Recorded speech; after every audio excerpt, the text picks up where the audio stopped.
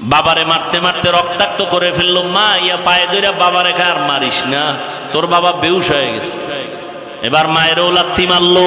মারার পরে ছেলেটা একটা মরণের আর এক নতুন ফাঁদের নাম বাইক। ছেলেটা বাইক নিয়ে বের হয়ে গেল। বাবাই বেহুশ, রক্তাক্ত জমিন।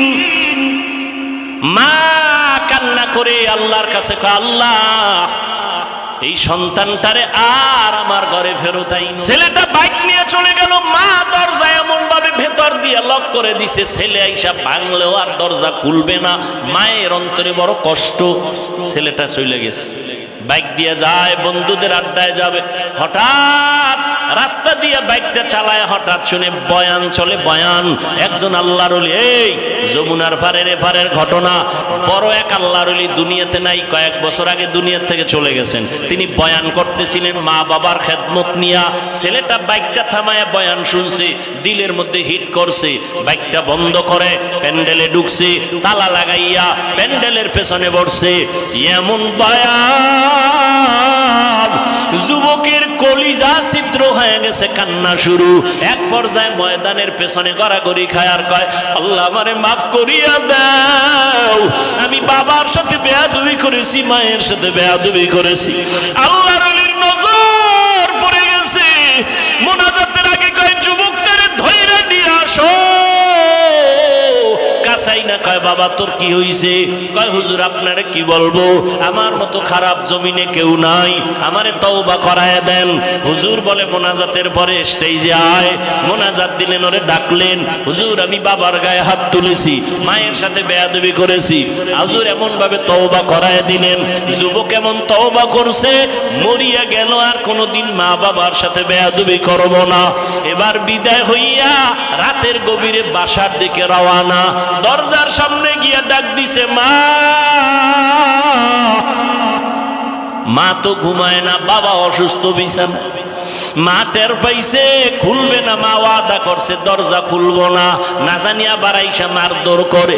সন্তান কাঁদে আর কয়, মা আমি একটু মাপ চাবো, বাবার পাও ধরে একটু সুযোগ দাও, দরজা খুলো, আর বেয়াদবি করবো না।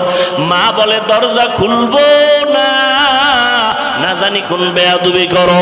শেষ পর্যন্ত সন্তান এত কান্না কাঁদলো, মায়ের কলিজায় মানাইতে পারে না, দরজাটা খুলে দিল। সন্তান মায়ের পা জড়ায় কয়, মা তুমি আমারে মাফ করিয়া দাও। মা বলে আমার কাছে মাপ চায় কি হবে, বাবার কাছে গিয়া ক্ষমা চা। যেই মা বাবার দোয়ার কারণে তুই বড় হইছ, ওই মা বাবার দোয়া চোখের পানি যদি না থাকতো, আমি হাফিজুর রহমান এই চেয়ারে বসতে পারতাম না। ও টাকাওয়ালা, বাড়িওয়ালা, ও পরীক্ষায় ভালো নাম্বারওয়ালা।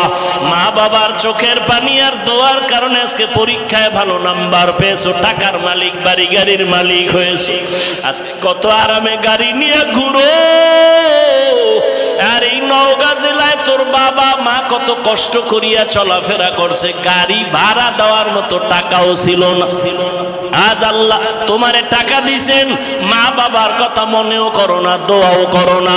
ওরে যার মা বাবা দুনিয়ায় নাই, কবরের কিনারায় গিয়া মাঝে মাঝে দোয়া করিও, আল্লাহর কাছে বলি, ওরে মালিক মা বাবার হক আদায় করতে পারি নাই। মা বাবা জীবনে এত কষ্ট করেছেন, আমি যদি টাকাওয়ালা হইতাম আমি মা বাবারে শান্তিতে রাখতাম।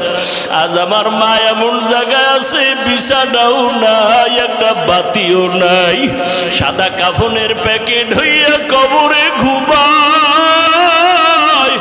ও সন্তান, ওই মা বাবারে কাঁদাইয়া যদি থাকো, তাড়াতাড়ি মাওলার কাছে ক্ষমা চাও।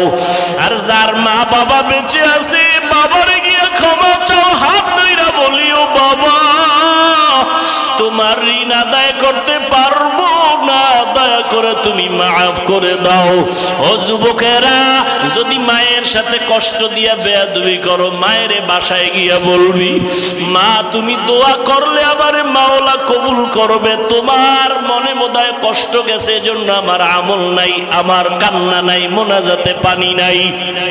মা তোমারে বহু কষ্ট দিয়েছে, গোপনে জানি কত কান্না করেছো, আজ দয়া করে আমাকে মাফ করে দাও। মা আমারে তুমি সম্মানের জায়গায় নিয়ে আসছো। দিছো, তোমার দোয়া ছাড়া আমি শিক্ষিত হতে পারি নাই। তোমার দোয়ার কারণে আজ আমার আল্লাহ সম্মান বাড়ায় দিছে। মা বাবার কাছে যদি চোখের পানি ছেড়ে দাও, মা মাথায় হাত দিয়া দোয়া করবে আর সে আজিমে চলে যাবে। ও যুবকেরা, পায়ে হাত রেখে বলে গেলাম, আল্লাহর ভয় অন্তরে জমা করো, নবীর আদর্শের মালা